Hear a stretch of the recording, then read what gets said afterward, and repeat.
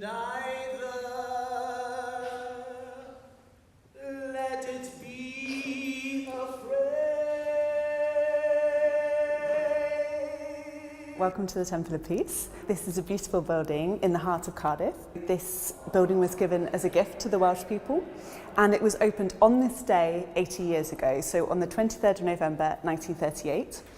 And today we're doing a special celebration for that 80th anniversary. We're standing outside the entrance here.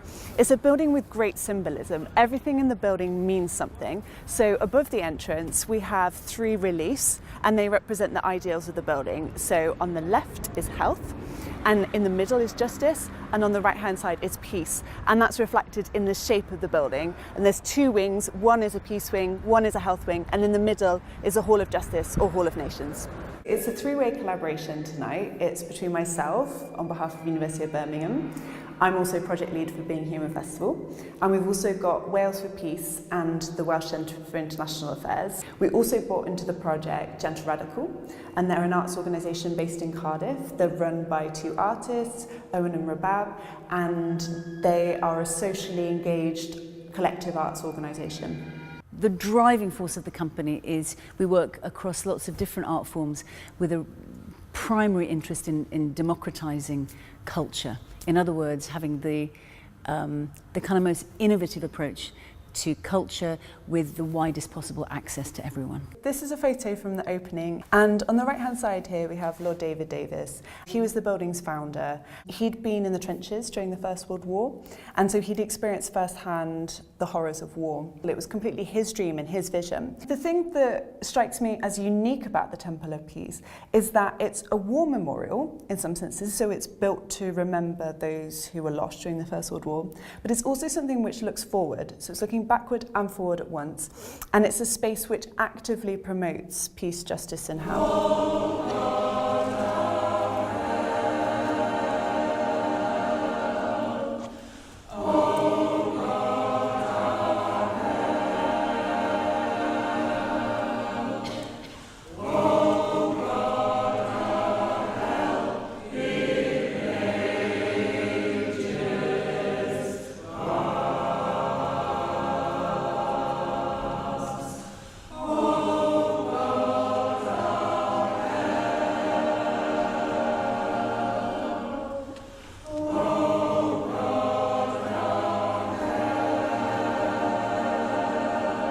Temple 80 is the finale in many ways of 4 years of work with the Wales for Peace programme, and over those 4 years volunteers and communities all across Wales have gathered stories of how people have contributed to the search for peace, and the Temple is very much at the centre of many of those stories, many of those movements, many of those communities who have come together.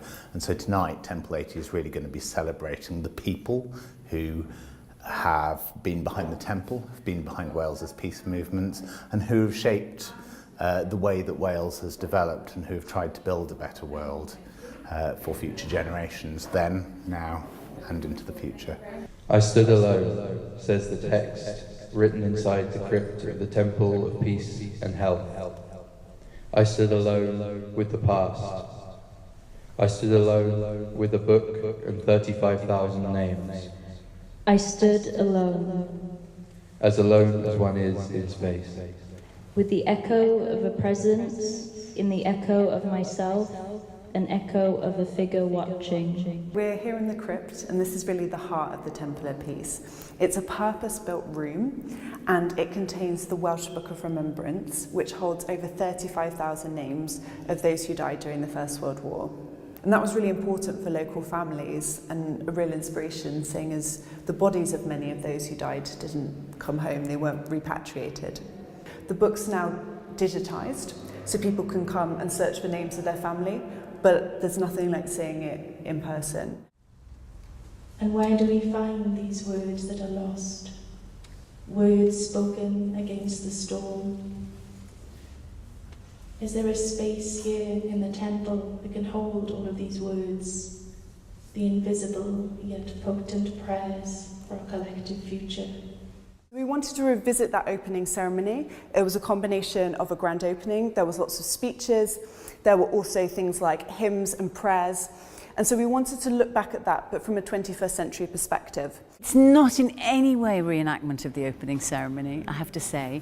It's a kind of engagement with it. The first thing I suppose we're interested in thinking about when we think about history is what is our relationship to the history of any event and what's our relationship to any archive. We're sort of almost looking round the corners, looking what's behind some of those elements. So for example, Minnie James, who was a woman from Dowlais Merthyr who lost 3 sons and was given the honour of opening the building, said some words to open the building, but they weren't her words.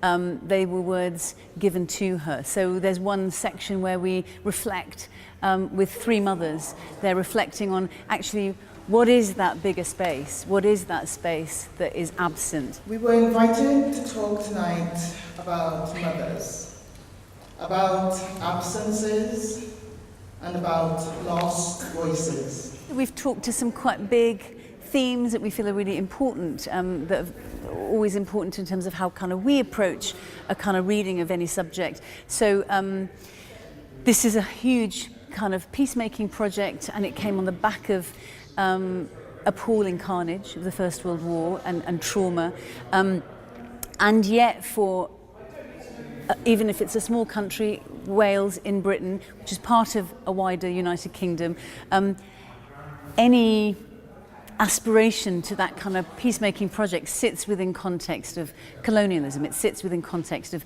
empire. This building was entrenched within the overreaching framework of empire, informing so very deeply the place and dominance of Britain within a global landscape.